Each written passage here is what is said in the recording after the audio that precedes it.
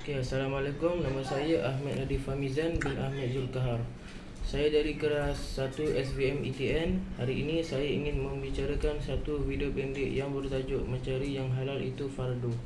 Produk yang saya akan sebutkan adalah Nomi Mi Segera Perisa Ayam. Ia dikeluarkan oleh syarikat makanan Gardenia Bakeries KL Sendirian Berhad. Sejarah syarikat ini mengeluarkan produk makanan ini adalah Gardenia yang terkenal sebagai peneraju pengeluaran roti di Malaysia sejak 1986 mula mengembangkan jenamanya ke dalam industri mi segera melalui pengenalan produk Nomi. Sebagai langkah diversifikasi, Nomi dilancarkan bagi memenuhi keperluan pengguna yang mahukan pilihan mi berkualiti tinggi dan lebih bersih daripada kilang berstatus halal serta bersijil ISO.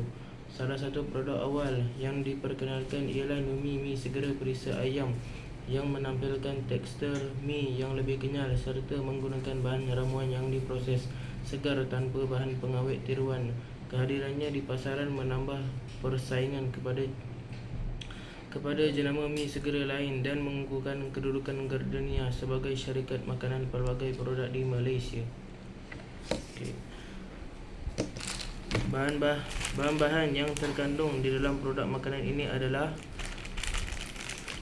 tepung gandum, minyak kelapa sawit, garam, kanji ubi kayu, ekstrak, yeast, rempah, bawang besar, lada putih, bawang merah, gula pasir, daun bawang,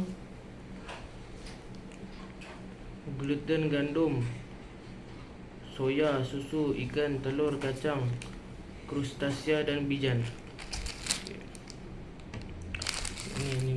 Ini produk dia.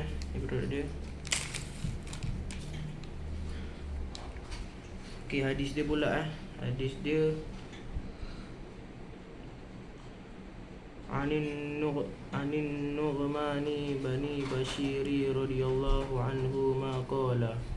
Maksudnya, sesungguhnya yang halal itu jelas dan yang haram itu jelas. Di antara keduanya terdapat perkara yang syubhah meragukan yang tidak diketahui oleh banyak manusia. Maka sesiapa yang menjaga dirinya daripada perkara syubhah, sesungguhnya dia telah membersihkan agama dan maruah dirinya, dan sesiapa yang terjatuh dalam perkara syubhah, maka dia akan terjatuh ke dalam perkara haram. Al-Bukhari dan Muslim.